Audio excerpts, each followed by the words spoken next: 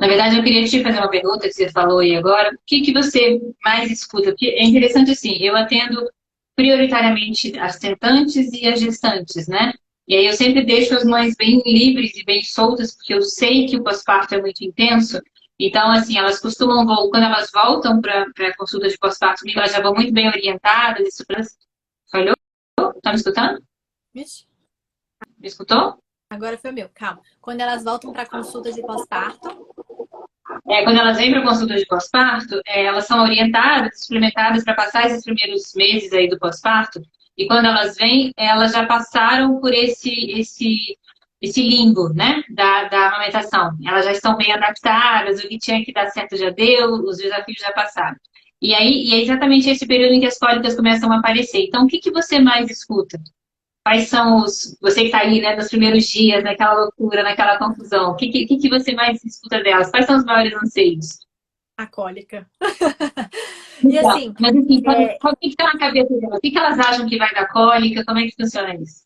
sim, o que mais eu escuto é, eu comi chocolate, né? Ou então, não tô comendo chocolate, não tô bebendo refrigerante. Tirei tudo com leite, derivados.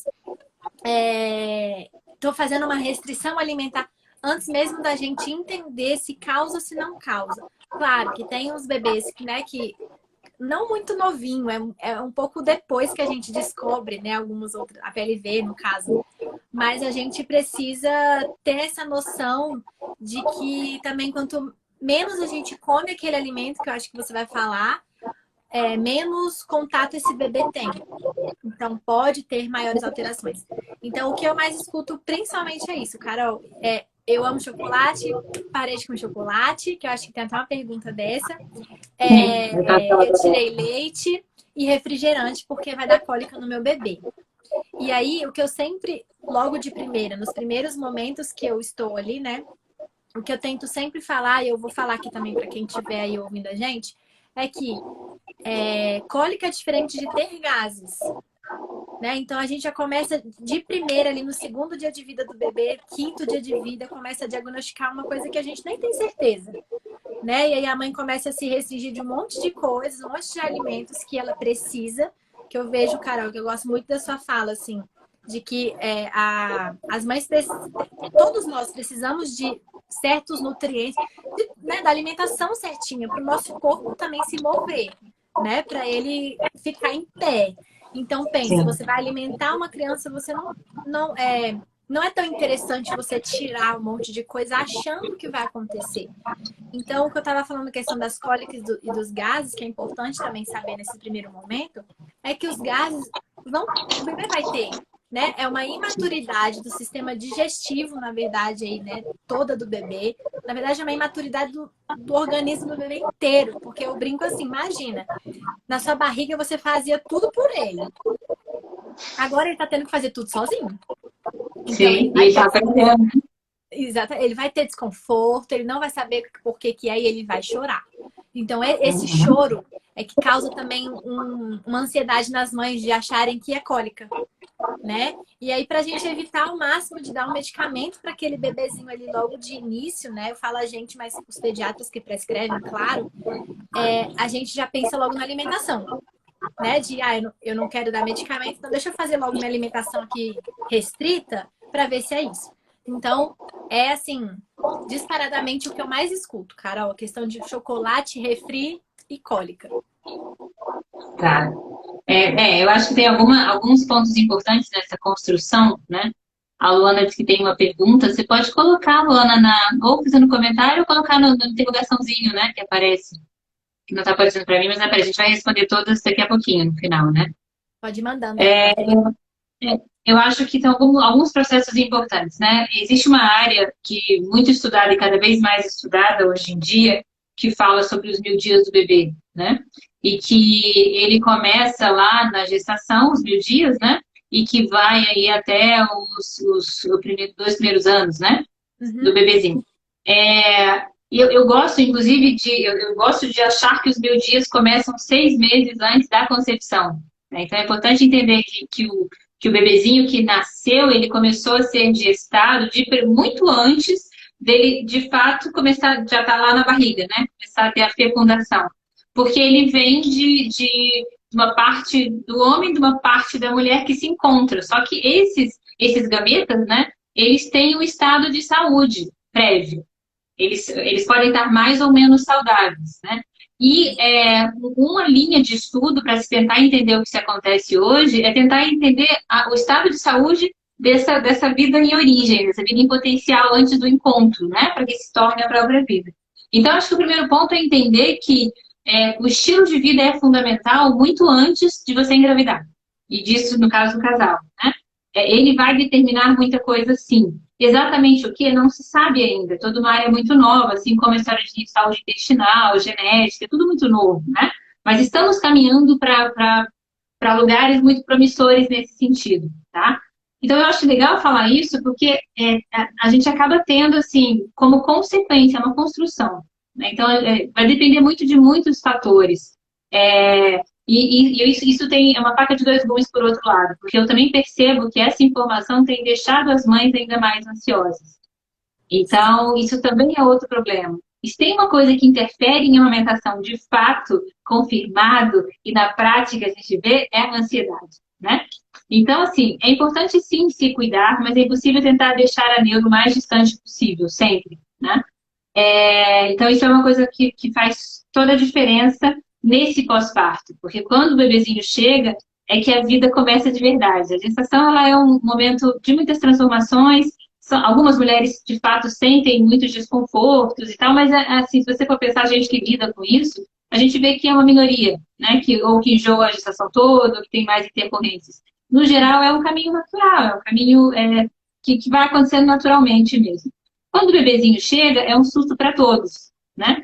É um grande susto para todo mundo. Essa mãe, ela renasce, ela vai demorar para se descobrir quem que ela se tornou. E o bebezinho, como você falou, ele vivia lá numa casinha que antes era um latifúndio, virou uma kitnet em menos de 9 meses.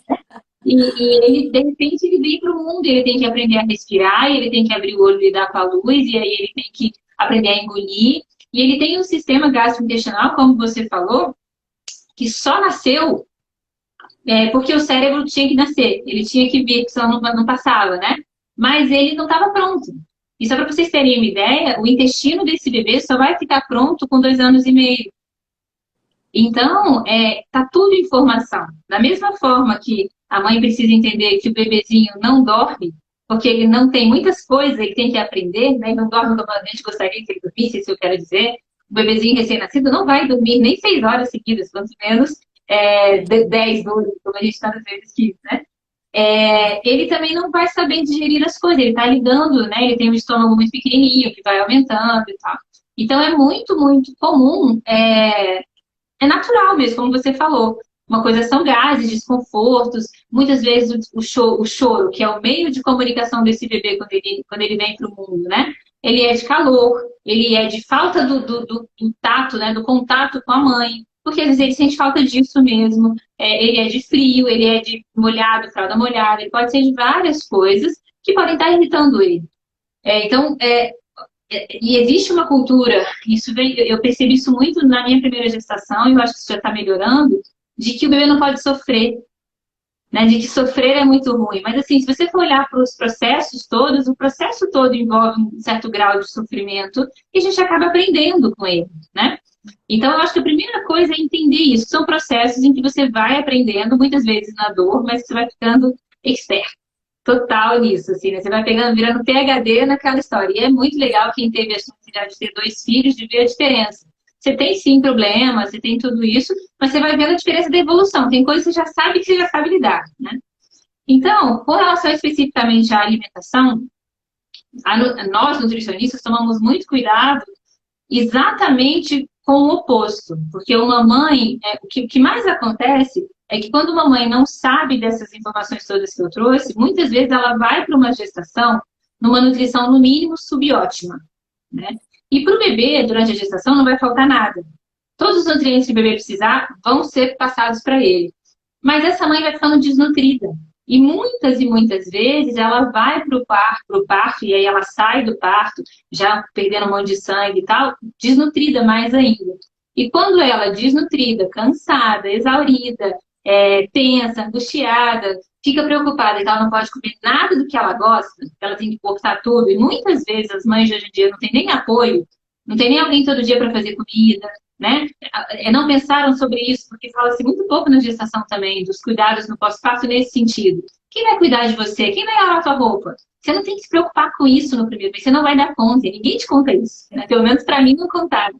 Sempre falo que é o melhor conselho que eu dou é arrume ajuda pra vocês pensar só no bebezinho, porque você não vai dar conta de fazer outra coisa, né? Então, essa mãe, se ela se preocupar com isso, a gente tem um risco metabólico muito maior, porque ela vai desnutrir. E aí, às vezes, ela pode correr o risco, sim, de não ter leite por desnutrição, né? Porque, na verdade, a mãe, eu acho que quase ninguém sabe dessa informação, e só essa informação já explica muita coisa. A mulher, ela para produzir leite, somente para produzir leite, ela gasta de 500 a 800 calorias por dia a mais, só para a produção de leite. Então, quando a nossa avó falava assim, coma uma canja, toma canjica, toma cerveja. Hã? Eu escuto muito isso também. Esqueci de falar. Exato, cerveja preta, é muito bom para dar leite. Então, cientificamente falando, nós não temos nenhuma comprovação científica de nenhum desses alimentos. Empiricamente falando, se a gente for pensar bem, o que esses alimentos trazem? Eles trazem caloria, né? Eles trazem carboidrato. O milho é maravilhoso, é uma fonte de carboidrato imediata. A canja, ela vai ter ali toda a proteína, mas ela tem basicamente proteína e carboidrato, né? O que a cerveja preta faz? Ela traz muito líquido, e sem líquido não tem leite, e ela traz um relaxamento, né? Frisando e deixando muito claro que não existe dose segura de ingestão alcoólica, nem para gestação e nem para lactação. Ponto, né? Tecnicamente falando, isso é comprovado, assim, por mais que algumas mães fiquem bravas quando a gente fala isso.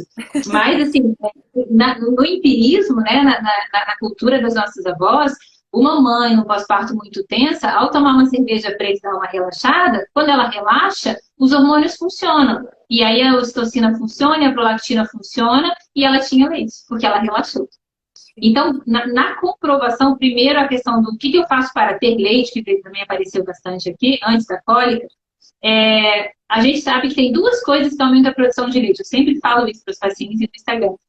Só tem duas coisas comprovadas, que ingestão de líquidos, então você precisa de muito líquido, e cuca fresca. São os dois remédios bons comprovados para leite. Então, você tem que cuidar do teu ambiente o melhor que você puder e ficar tranquila. Entender que é um processo de aprendizado, né? Na live que a gente fez, que eu te convidei, você falou muito sobre essa questão da descida do leite, toda essa tensão inicial, essa questão do ajuste de quantidade, etc. Então, tudo isso é um aprendizado. É importante entender que é um aprendizado. Outra informação que eu gosto muito de lembrar para as mães, que para mim fez muita diferença, que corrobora essa questão do aprendizado, é que o corpo da mulher demora de 1 a 2 anos para voltar para o seu estado pré-gravídico, né? Tem algumas coisas que nunca mais voltam, né? Tem a questão do desenvolvimento das mamas, né? Que a mama só chega no estágio M5 quando a mulher engravida. Então, ela tem o desenvolvimento, ela vai até M4. Se ela nunca engravidou, ela não chega no último estágio. Se ela engravidou, mesmo que por algum motivo essa gestação não evolua, ela chega no M5. Então, isso não volta mais, né? Mas, no geral, ela só volta com 1 a 2 anos, ou seja, nos 1000 dias do bebê. Então, se é um processo de 2 anos, por que eu tenho tanta pressa? Porque eu tenho tanta pressa que dê certo, que o leite desça, que eu emagreça, que minha vida volte, que eu possa voltar a beber. Não é importante ter essa consciência, né? Tá, eu quero ter um filho. Eu tenho 2, 3 anos para me dedicar? Porque isso ajuda. Eu não pensei assim. E eu paguei um preço muito alto. Então, assim, é um jeito de começar a pensar no planejamento mesmo, né? Então, esse é um ponto. Cólicas. Bom, é a mesma coisa. A princípio, até que se prove muito o contrário, é um processo fisiológico de adaptação e ajuste do bebê. E não existe também nada comprovado que comprove de fato que esse ou aquele alimento pode dar cólica, né? Pode provocar cólica no bebê. O que a gente sabe e que realmente tem aparecido cada vez mais são a tal das alergias alimentares, né? E às vezes um desconforto pode ser muito intenso, que é uma alergia, como você disse, vai ser diagnosticado lá na frente, muitas vezes com 4 meses, é o período mais comum, né? Mas eu acho muito importante reforçar que isso ainda são as exceções. No geral, o bebezinho vai ter sua cólica ali dos 15 dias até 2 meses e meio, 3 meses, para a grande maioria dos casos, que é um processo de adaptação. Tanto que a gente fala que o terceiro mês é um marco, né? É uma virada importante na vida dele. E que depois ele se adapta, né? Então, uma coisa são cólicas fisiológicas e que não adianta você fazer nada de muito, muito diferente. Outra coisa são as alergias, né?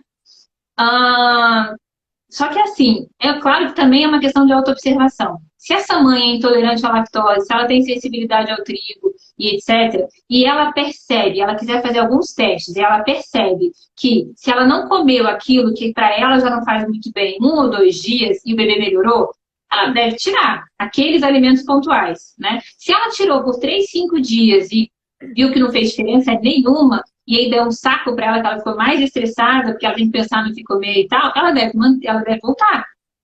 Então é tudo muito individual, né? Isso que você falou da janela imunológica, que isso também é muito legal de falar, existe uma coisa hoje em dia chamada janela imunológica, que seria essa possibilidade do bebê exatamente reduzir a sua chance de ter alergias ou intolerâncias na vida futura. E é exatamente nessa fase em que ele está imaturo e se construindo que você deveria apresentar a ele o maior número possível de alimentos. Então, se você fecha esse leque nessa janela, você tira dele a chance, muitas vezes sem saber, óbvio, de ficar mais resistente. E é claro que nós não estamos falando aqui de produtos alimentícios altamente processados, né? Aí é que está a diferença. As mães tiram, elas tiram muitas vezes. Tá bom, chocolate até ok, mas assim, elas tiram, sei lá, pão, vai, que é mó mito, né? Mas elas comem, tomam refrigerante pra caramba, por exemplo. Tem muitos casos, né? Ou, eu sou viciada no meu todinho, não vai tirar meu todinho. Então, assim, evitar produtos altamente industrializados é muito importante sempre, por todos os motivos, né? Mas a questão dos alimentos mesmos reais, eles devem entrar diversificados na dieta da mãe. Isso é protetor para a mãe e para o bebê. Tá? Então, a cólica, eu sempre pensei isso mesmo antes de estudar, quando os meninos tiveram e tal. Mas se é para ele desenvolver maturidade, você está falando de sistema imune, que seja agora, né? Exato. Então, a gente aguenta do filho. Sim. Ótimo, Carol. Que aula, hein, gente? Vai mandando pergunta aí, que ela arrasou. Eu vejo muito assim, eu tenho esse mesmo pensamento. Claro que aprendi muita coisa com a sua fala de agora. Vou pensar para quando eu quiser ter filho. Vou me preparar com você, com certeza. Já te falei isso. E realmente, assim, eu vejo, principalmente a ansiedade, né, Carol, que você falou, assim. Acho que você leva muito para esse lado da alimentação, claro, né, sua profissão. E eu levo também muito pro lado, assim, do emocional. E essa questão da canjica, né, canjica, canja, milho e tudo mais. Então, às vezes me perguntam também. Agora não muito, mas como não tá tendo tanta visita assim nas casas, né? Mas antes da pandemia eu ia nas casas e tudo mais, e aí sempre tem as avós, né? E sempre tem alguém que fala, não é bom ela comer canjica, eu fiz canjica, ela vai ter muito leite. Então eu brinco até assim, a avó falou, a água parou, né? Quem sou eu pra falar que a canjica não... Então, assim, o que você falou, né, de que tem as calorias e tudo mais que vão ajudar nisso, são ricas, né, para que a mãe se sinta mais bem nutrida também. E, além disso, o emocional. Fala assim, olha só, a mãe ali precisando dessa rede de apoio, dessa ajuda, como você falou, né, de pensar em quem vai fazer sua comida, quem vai te ajudar em casa. Essa pessoa, com certeza você tem um carinho por ela, né? Uma confiança nela. E ela vai fazer um alimento com o maior carinho, falando que aquele alimento vai te trazer leite, você vai comer, tendo a maior certeza. Então, isso tudo também vai ajudar a ter esse relaxamento, né? Então, eu falo isso muito para as mamães aí que eu atendo também, né? Juntamente com essa parte aí da nutrição. Pode falar. Não, e uma coisa que precisa pensar, que também que é um outro lado, é um extremo, mas precisa pensar, porque a gente tem hoje em dia muitas mulheres intolerantes à lactose, em maior ou menor grau. E até isso, assim, mulheres intolerantes ou sensíveis a glúten, que não tenham alergia extrema, os estudos mostram que elas devem ter contato controlado com esses alimentos na gravidez, até para que o bebê não, assim, tenha um contatinho controlado, né, já na gestação. Mas se você não pós-parto tem uma sensibilidade meio severa a leite, e aí a sua avó chega com uma panela de pressão de canjica, e geralmente aquele é feito com leite condensado e tal, você pode ter uma overdose daquilo, né? E aí eu vou aproveitar até essa pergunta aqui, ó, qual o tempo certo, se desligar aqui o chat, foi mal. Qual o tempo certo para fazer uma dieta pós-parto? O que acontece? Quando a mulher começa a se entupir de coisas calóricas, porque ela está com a necessidade do leite, achando que aquilo vai realmente fazer o leite descer ou ajudar, ela começa a consumir uma quantidade de calorias maior do que ela precisa. Além do que ela precisa, e mais ainda dessa produção de leite. E aí, ao invés de emagrecer naturalmente, como é um processo que acontece com muitos, ela começa a engordar. Porque ela começa a ponto. Ela acha que isso não vai ter um preço, mas caiu, voltou? Voltou. É que eu não me vejo, mas é isso que você vai ver. Então, isso tem preço também, porque ela também, a história da ansiedade, ela também quer se sentir bem com ela. Então, é importante que ela entenda que, de novo, o corpo tem um tempo para voltar e que ela não precisa ficar preocupada com dieta, desde que ela coma uma alimentação, né, saudável, natural, mais natural possível, na verdade, com o mínimo de produtos industrializados, com o mínimo de açúcar e porcariadas, assim. Então, assim, se você tem essa consciência mais tranquila das coisas, tudo vai se encaixando, né? E aí, só respondendo mais especificamente, assim, em casos mais equilibrados, a mulher ela costuma perder bastante o peso da gestação no pós-parto imediato, né? A gente tem aí uma média, sei lá, eu detesto falar números, mas uma média de 5 a 8 quilos, assim, dependendo do caso, de líquidos, placentas, bebês e etc., no pós-parto. E fica o residual, fica mesmo, porque a nossa reserva de energia mais poderosa é gordura. E, mais uma vez, a gestação, o nascimento, né, gestar e parir um filho é o projeto mais importante da natureza. A perpetuação da espécie depende disso, né? Então, você vai guardar reservas de energia, por mais que você não queira. E é exatamente essa gordura que está acumulando no pé da barriga, no baixo ventre, né? Por quê? Porque é ali que fica, que isso é da fisiologia feminina. E aí, geralmente, numa mãe que vai conduzindo isso tranquilo e tal, a partir do quarto mês, isso começa a se esvaziar, né, a ser gasto assim, bastante, e é quando muitas das mães relatam uma fome de leoa e que elas estão emagrecendo até mais do que elas gostariam. Isso, geralmente, as mulheres que não têm histórico de sobrepeso e obesidade prévio. As que têm, não é bem assim que acontece, porque já existe toda uma questão anterior, né? Mas é mais ou menos isso, pensando em dieta. E com relação à dieta, só muito cuidado, porque o problema da dieta é que ela faz uma restrição calórica. Se ela faz uma restrição calórica, na grandíssima maioria das vezes o leite vai diminuir. A gente vê isso o tempo todo também. Então, aqui a gente estava falando no começo, se eu tirar tudo porque eu estou com medo da cólica, eu não tenho substrato. Ou seja, eu não tenho matéria-prima para produzir leite. E aí ele falta por falta de nutriente. Sim. E aí vem aquela história também de, eu não tive leite. E tem muito o histórico familiar, né, Carol? Tem. Isso é duro, né? É duro, né? Porque assim, minha mãe teve pouco leite, né? Minha mãe não amamentou até o segundo mês, enfim. E assim, antigamente não tinha tanta informação igual a gente está tendo agora, né? Sim. E isso que você acabou de falar nossa, nem eu sabia, assim, de verdade. É a gente tem pensar que, gente, a alimentação é tudo nessa vida, meu Deus. Né? Que assim, bastante. a gente nem pensa nisso, assim, de, nossa, o que eu tô comendo, realmente. Claro que a gente sabe o processo todo ali da fisiologia do parto, né? O que ajuda, os hormônios e tudo mais para a questão da produção de leite.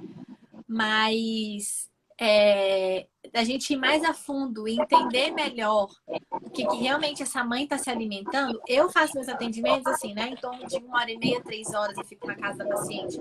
Então, assim, também é muito difícil para mim saber, Claro. né, o que realmente ela tá comendo. Claro que eu sempre pergunto, né, se ela tá conseguindo se alimentar e tudo mais, se hidratar, falo da importância. Mas como é importante eu sempre gosto de falar sobre o atendimento de uma equipe multiprofissional, né? Então, a importância também dessas mães terem esse atendimento aí nutricional, porque ela precisa entender que não é o histórico dela que é por isso que ela não tá tendo leite nesse momento. né, o meu lado, eu olho muito mais pelo lado do bebê em si, né? De tá abocanhando adequadamente, ele realmente está fazendo aquela mamada efetiva. Porque eu percebo muito que às vezes um baixo ganho de peso do bebê, sempre a gente acha que é a culpa da mãe, né? A gente não, as mães, né? Acham que é a culpa da mãe. Ah, então meu leite não está vindo. Então, peraí, olha como a gente precisa abrir a nossa cabeça de entender melhor. Calma, esse bebê realmente, ele tá com uma pega adequada, tá conseguindo extrair ele adequadamente esse leite e estimular essa mãe? Ou a mãe que realmente tá com uma desnutrição, né? Não sei se pode dizer assim, mas ou uma alimentação inadequada aí para esse bebê e com isso ela realmente não está gerando leite. Quem sabe a mãe dela não aconteceu isso, né? De estar desnutrida. Sim, Ninguém sabe. Então esse sim. histórico, e aí vem a ansiedade, né? Que é o que você falou. Que assim, eu acho que eu não sou mãe, mas acho que a partir do momento que você sabe que você tá gestante, né? Eu acho que já cabeça muda, vira uma chavinha e a ansiedade vem mesmo, né? Porque toda a Sim, e o nossa medo, vida, né? O medo, medo, né? E tudo, muito medo, angústia. sim. Então, o que mais importante é se informar e a gente É. entender tudo que acontece com o nosso corpo aí, que é o que você está explicando maravilhosamente. É interessante só ampliar isso um pouquinho, aprofundar isso um pouquinho, né? Que você falou da desnutrição. Mas, assim, hormônios são sinalizadores, né? E todo o processo, são mensageiros, para ficar até mais claro, né? Todo o processo de produção e ejeção de leite se dá por uma orquestração hormonal. Então, a orquestra tem que estar funcionando muito bem. E quem é o maestro dessa orquestra, né? São duas coisinhas que ficam no centro do sistema.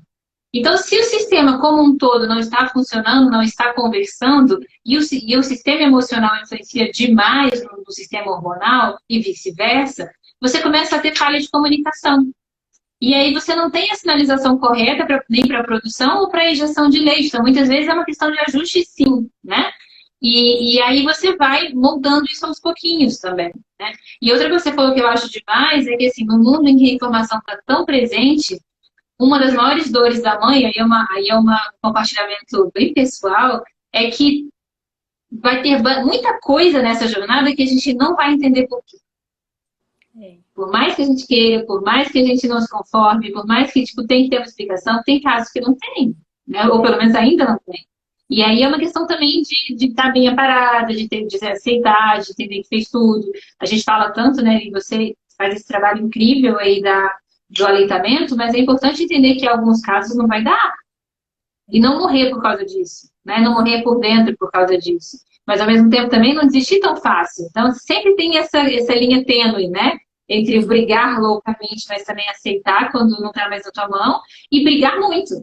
Não desistir assim na primeira. Porque é uma luta mesmo. Sim, eu brinco isso, que o bebê precisa de chance também, né? Isso, Para é muito que legal. a gente se informe e tudo mais, mas eles nasceram, estão nesse mundo perdidos. Então eles precisam Sim, de chance, né? Assim como a sim, gente não tem muita chance na vida, eles acabaram de sim, nascer, eles precisam dela. Então sim. é o que você falou mesmo, não se frustrar tanto. Claro que como eu falei, a partir do momento que você sabe que você vai ser mãe, eu acho que muitas coisas já começam a girar na nossa cabeça, esperança de, eu vou amamentar, eu quero um parto, eu quero isso, quero aquilo, a gente começa, né? Mas também ter esse pensamento aí, esse lado e essa informação sempre, né? Do que pode acontecer. Igual eu falo brincando, não, quando eu ficar gestante, vou me ter acompanhamento com você. Porque realmente não é todo mundo que sabe disso. De assim, nossa, a Sim. importância da alimentação antes de você engravidar é melhor, né? Mas, nossa, estou grávida, e agora? Como é importante a Sim. gente já cuidar do nosso corpo. Assim como indo mais além, assim, como é importante a gente cuidar do nosso corpo para a gente ter uma idade avançada aí mais Sim. Para ter bem. longevidade funcional, né? E não ruim, porque nunca vivemos tanto, mas a qualidade para alguns é meio complicada, né? Então, assim, dá para melhorar, na maioria dos casos, com o que a gente tem hoje, né? Sim. Tem mais alguma pergunta, Carol, que eu te Deixa eu ver mandei aqui. mensagem, acabou que eu não salvei Então, aqui. vou só repassar aqui. Existem alguns alimentos que aumentam a produção de leite, mito ou verdade? Então, comprovadamente, por enquanto seria mito, mas tem essa explicação aí que eles são calóricos, e isso realmente ajuda, precisa de caloria. Tem uma pessoa, Carol, desculpa te cortar, a doutora Jaqueline Rezende. Aqui na Bahia é famoso o come cuscuz que dá muito leite. Isso, que não seria que são as coisas do milho, né? E que mas que não existe a comprovação, e que aqui em Brasília, em vez de ser o cuscuz, é a canjica e a pamonha também. Então, assim, essa coisa, o milho é forte, né? Mas não existe nada que comprove isso. A não ser o fato de serem alimentos ricos em carboidrato. Isso já por si só já justifica. Porque, de fato, assim, a função primordial do carboidrato é a produção de energia. Então, a função primordial da proteína vai ser dar estrutura, e a função primordial da gordura vai ser um monte de coisa. Formação do sistema nervoso, proteção, formação mesmo do sistema nervoso é super forte, proteção dos órgãos e tal. A função do carboidrato é produzir energia imediata. Então, às vezes, uma mãe que nunca fez low carb, que nunca reduziu um pouco seus carboidratos, se você vai fazer isso no pós-parto, pode ser um desastre. E aí, às vezes, se ela entra com um cuscuz, já é suficiente, porque aumentou a quantidade de carboidrato e aí a coisa flui, né? Mas, comprovadamente, não. Aí, dizem que alimentos que aumentam a produção de leite, que é o principal. Existem alimentos que potencializam as cólicas do neném, como a gente falou. A princípio, não também, mas tem que analisar caso a caso. Eu tenho várias pacientes, eu sempre oriento, não pare de comer nada, como que você quiser e tal, dentro de uma orientação de alimentação saudável. São minhas pacientes, vêm sendo muito bem orientadas ao longo dos 9 meses, mas você observa. Se der qualquer problema, se você tirou e sentiu que ele melhorou, que ela melhorou, você tira. Vale a pena tirar e depois a gente vai fazendo uma reintrodução a partir dos 6 meses, ali, junto com a introdução alimentar. Cólica é diferente de alergia. Existem bebês desenvolvendo alergias severas e aí precisa ir ao médico, né, o pediatra, o gastropediatra, para poder fazer um diagnóstico e pegar uma orientação. A gente tem bebê com uma alergia ou com múltiplas alergias, e aí são casos bem específicos, acho que não é o foco, né? Sim. Tem algum alimento que seja indicado para quem esteja amamentando? A alimentação limpa, linda, simples, diversificada, colorida, cheia de cruz, cheia de proteína, de carboidratos, de boas gorduras, que todo mundo deveria consumir. Ponto. E entender que a fome vai aumentar. A fome da lactante, ela costuma ser muito maior do que a fome da gestante, porque ela está realmente gastando mais caloria ali, tá? A sede também, né, Carol? Hã? A sede também, né? Aumenta. Sim. A coisa do líquido é absurdo, né? Amo chocolate. Preciso diminuir o consumo durante o processo da alimentação? Então, depende do quanto você come, né? E aí, se for um absurdo, se for chocolate de baixa qualidade, que não é chocolate, isso também é importante de falar, né? A maioria dos chocolates que nós temos aí são... aqui, sabe aquelas coisas assim, produto alimentício tipo chocolate? Isso são esses chocolates, tipo talento, essas coisas, porque eles são, na verdade, basicamente gordura hidrogenada, muito açúcar, uma quantidade considerável de leite e quase nada de cacau, praticamente nada, e aroma, né? Por isso que a gente insiste, e as pessoas querem matar as nutricionistas, que a gente insiste no chocolate mínimo 70%, porque o chocolate mínimo 70% ele vai ter cacau e ele vai ter muitos benefícios. E ele vai ter muito menos açúcar e ele vai, de qualidade, vai ter manteiga de cacau, que é muito interessante também. Então, um bom chocolate, ele vai ser fonte de fitoquímicos, que nós chamamos, de boas gorduras, inclusive de carboidrato, porque o açúcar, ele não deixa de entrar nesse ritmo aí de virar energia para a mulher e para a mãe, né? Mas, então, a quantidade tem que ser sempre controlada, para tudo nessa vida, né? Até água demais, se você toma, você tem problema. Então, nada é liberado. Então, é preciso ter esse bom senso. Bom senso é algo difícil. Assim. Isso que eu ia te perguntar, até a questão da água, né? A gente vê muito por aí assim, nossa, beba muita água, não sei quantos litros de água. E assim, é difícil às vezes para as mães, né? Se você fala, é o que você falou, eu também não gosto de falar número, né? O que mais perguntam, qual é o tempo de mamada? Não gosto de falar número, porque as mães ficam com aquilo ali e sem querer pensar, pensa. Então, a questão da água, né? De quantos litros, o que você acha, assim, Carol? Porque a gente vê assim, como você tá falando, né? Sem você gestante ou não, você mãe ou não, a gente tem que beber, tem que se hidratar. Mas também a gente vê muitas informações assim, beba 6 litros de água. Cara, mas tem dia que não consegue beber e essa mãe fica frustrada por isso também, sabe? E, na verdade, tem uma influência muito grande de vários fatores, né? Se você for pensar tecnicamente, você tem alguns cálculos, mas você tem que considerar é, o biotipo daquela mulher, a bioquímica daquela mulher, a porcentagem de gordura dela, a época do ano. Então, a necessidade de água agora é muito maior do que um bebê que nasceu em janeiro, por exemplo, né? Aqui em Brasília, ou que nasceu, sei lá, em abril, que seja.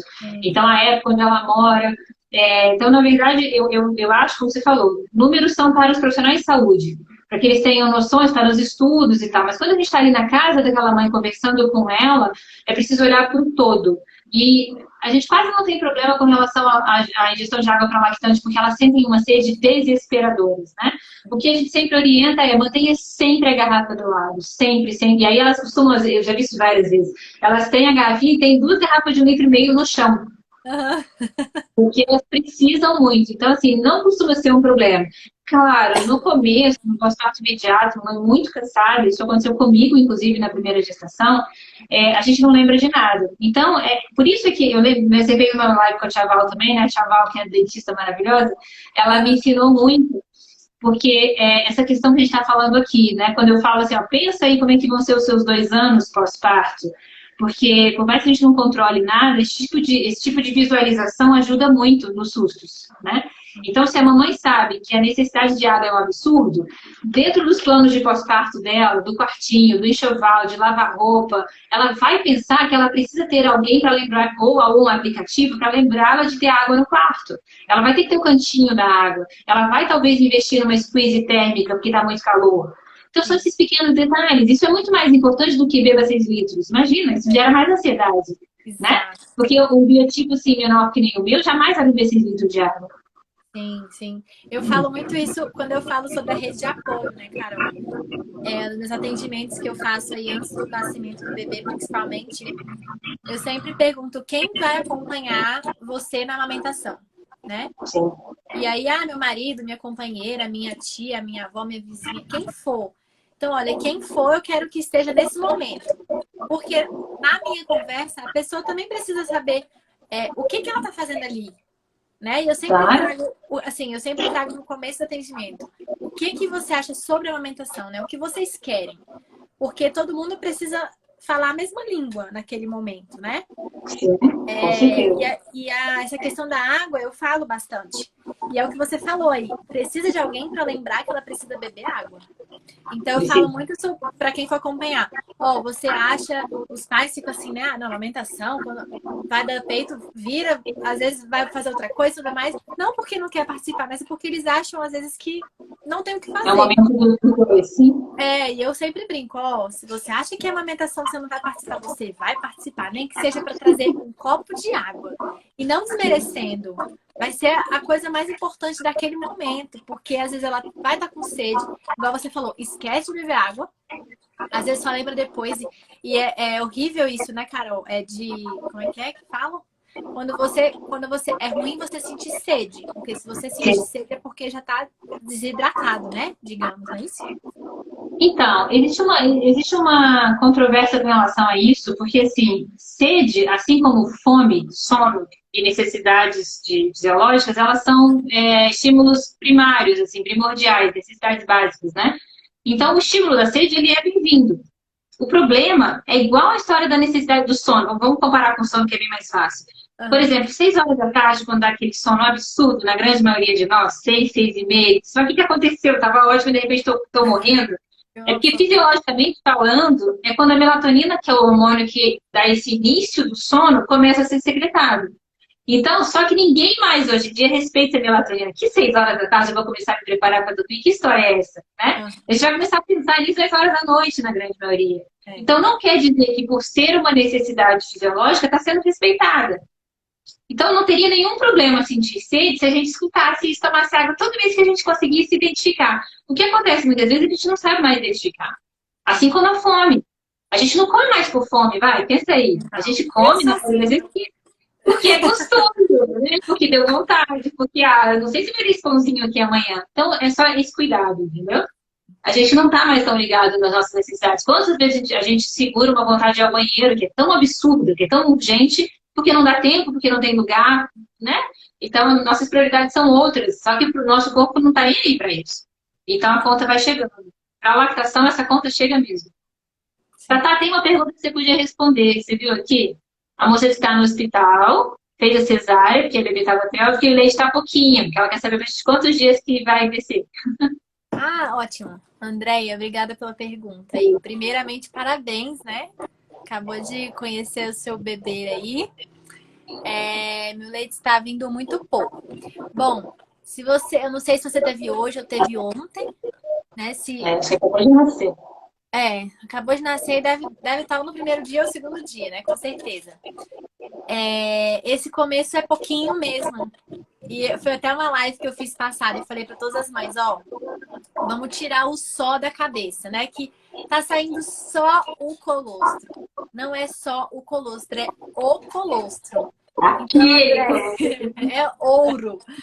Andréia, fica tranquila, porque ainda tem algumas pessoas que ainda falam sobre isso, né? Sobre, ter cesárea vai demorar ter o leite ou não, enfim.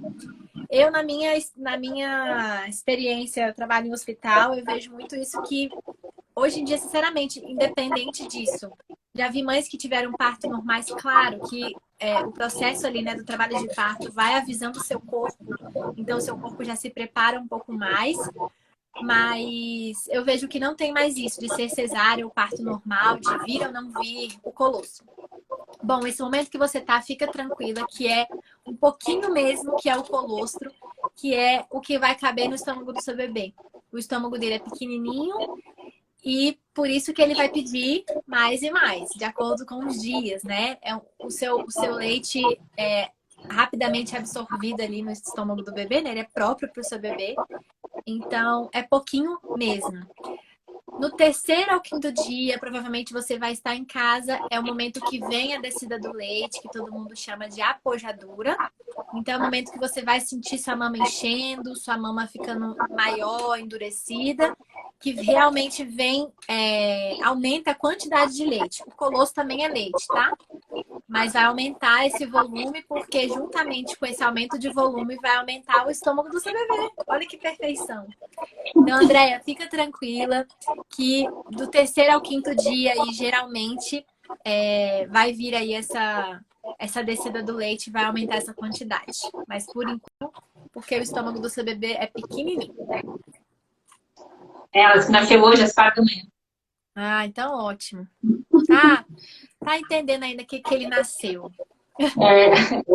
E aí tem uma última pergunta aqui. Chá da mamãe, que seria aquele chá da Veleda, né? Com erva doce e fungo, funciona para aumentar o leite? Então, de novo, sem comprovações. É importante entender que não existe chá liberado na gestação, então tomar cuidado com isso. E a recomendação com relação à amamentação é, de fato, a amamentação exclusiva até os 6 meses. Até mais ou menos, até isso mudou hoje em dia, né? Até os sinais de prontidão lá em torno dos 6 meses. Sim. Então, assim, a mãe pode tomar chá na lactação? Pode, mas não, de novo, da onde viria essa questão que pode ajudar a aumentar o leite? Da água, né? Na verdade, você precisa ter água, se aumentou o líquido, a chance de aumentar o leite pode acontecer, de fato. Não, e tem uma outra pergunta.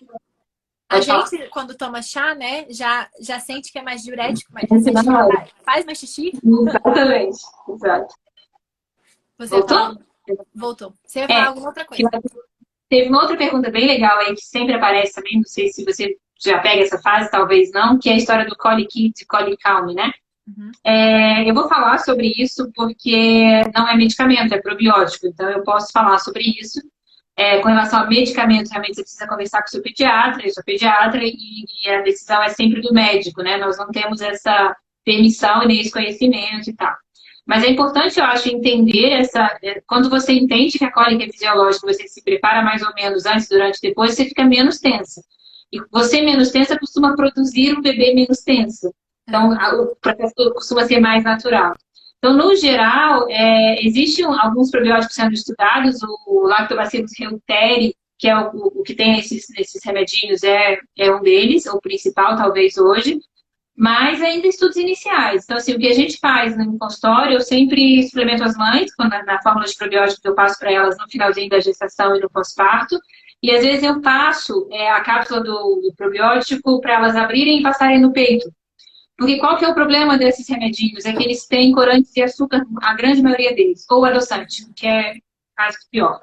Então, no intestino mal formado ou ainda em formação, você dá, se deveria ter só leite materno, não deveria ter outras coisas ali, né? E aí, esses ativos, essas substâncias, elas podem interferir na formação do bebê, no intestino do bebê. Então, tem esse efeito colateral. Precisa discutir isso, né, com a médica e com a nutricionista e tal. A gente tem experiências interessantes com essa história de manipular, porque aí você garante a cápsula, garante que não tem nada, né, de corante ou de docinho ali.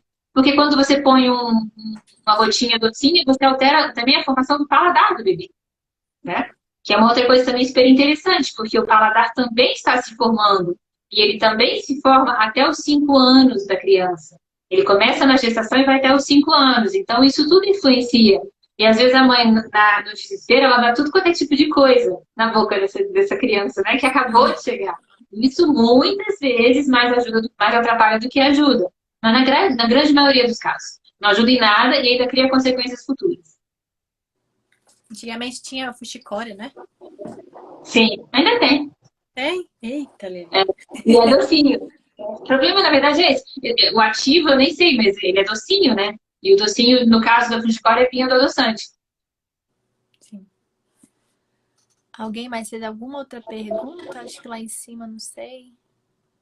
Nosso tempo está acabando. Gente, como passa rápido. Meu Não é? Deus. Ah, do Cole Kids, Cole Calma já falou.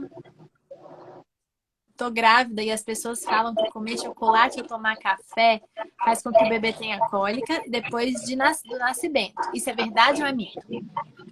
Na gestação, Mito. café e chocolate.